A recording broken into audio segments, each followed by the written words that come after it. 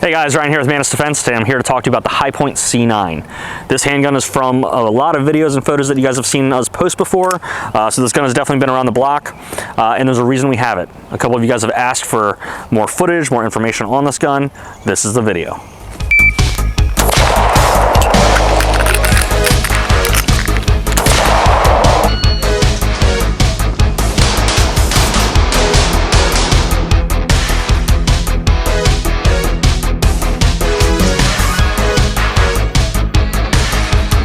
The Hipoint C9 was the gun I chose to use for a shitty gun build-off.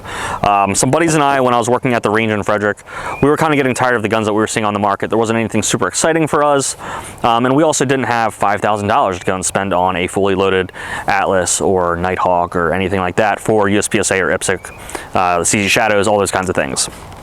So we wanted to go the opposite direction. We wanted to take something really crappy that we thought was not that great, modify it, and see if it could compete.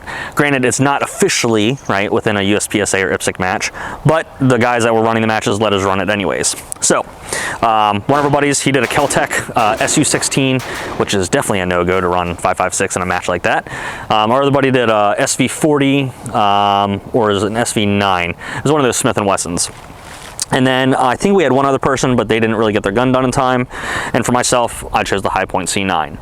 So the way it worked, the budget was $500. You could spend up to $300 on the firearm itself. So if you spend $300 on your gun, they left you $200 in accessories. That included your holster, your magazines, red dots, anything like that. I scored this Hipoint for under $200. So because of that, it gave me a lot more budget for the extras that you see here. I originally wanted the $100 bill C9, couldn't find one, so I got the digital camo. With this one, what we did was we got some molding putty and we made an extended magazine release here on the side because the little flush one just wasn't enough for me. We did take out the magazine disconnect on the inside of the gun, so that way you could actually dry fire the gun without the magazine in place. That way we could practice using this thing, because it's definitely different. If you've never shot a Hipoint, they're different. It's interesting because the very first time I shot a Hipoint, I shot a C40 or whatever that model is called, and I was very surprised at how accurate the gun was. I did a clover leaf. It was my first time shooting a Hipoint. I shot it like 10 yards, and I had this tight little grouping with it, and I was like, oh, so the gun actually can shoot pretty tight. But the reliability and the consistency is where it kind of gets you. So on this guy, as you guys can see, we did the magazine release. We then decided to do a little bit of upgrade on the sides. My buddy and I took turns. He took one of the panels, I took the other panel, so we stippled the gun on both sides. They're two different textures completely. If anything, we might ask, is this the better grip texture, or is this the better grip texture? We're gonna judge you based on how you vote on that. Up top, it does come with the iron sights that Hipoint only ships with, and then there's a little plate adapter you can put in there to actually switch it out to a ghost ring. I took that out completely. I got a cheap little pick rail that I found for, I don't know, $1 maybe on Amazon or something like that, or someone had it in a loose bin that I bought it. And then I went on Amazon and I bought this cheap knockoff red dot sight. I knew what I was getting when I spent $30 for it, but I was hoping that it would last a little bit longer, and I couldn't find the right screws, and I didn't have the ability to tap this myself at the time. So what I did was I went to a model store, got some little hobby screws, was able to mount the plate, mount the optic, and it did last for the duration of one stage. So during the actual competition, the red dot did stay on for one stage. After that, the red dot has been dead since, and I've been shooting the tube hoping for the best. On the front of the gun, if I can lock it open here, you'll notice the barrel is ported. So what we actually did was we cut openings in the slide itself. We did drill the barrel on both sides, so it has 6 ports in total.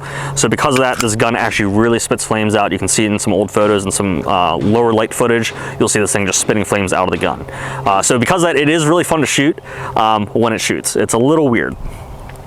Down below inside here, we did a rat rod trigger from Galloway Precision. They were the only company at the time that was offering a trigger, and sure enough, they had actually just put it out. So I got this guy for this gun. This, I believe, was $30. We'll have to check and we'll put the pricing somewhere in the video for you. But this trigger itself was pretty cool. It does make the trigger feel a little bit better, but there's no real reset on the gun. So there's old footage of me where I'm doing a reload and I have a base plate like this that I had put in the gun. And the problem was that when I put the base plate in and I went to fire, nothing occurred.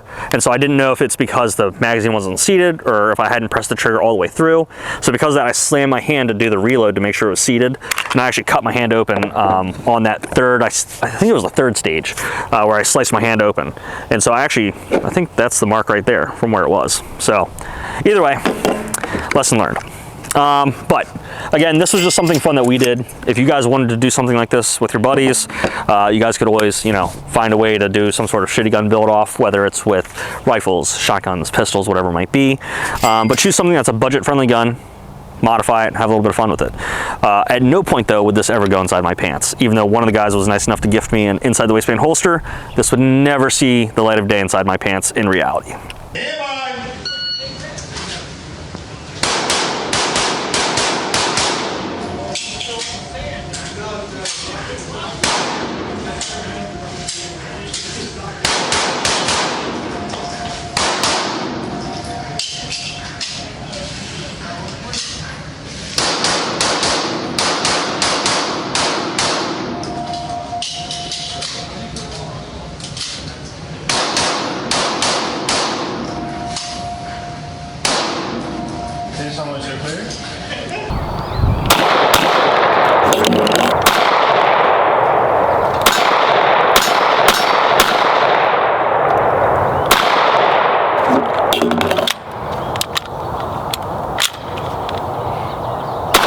I hope you guys enjoyed this short video on the C9, the Hipoint, from our shitty gun build off. We had a lot of fun building the gun. We had a lot of fun shooting it. And no, we did not get last place with this gun.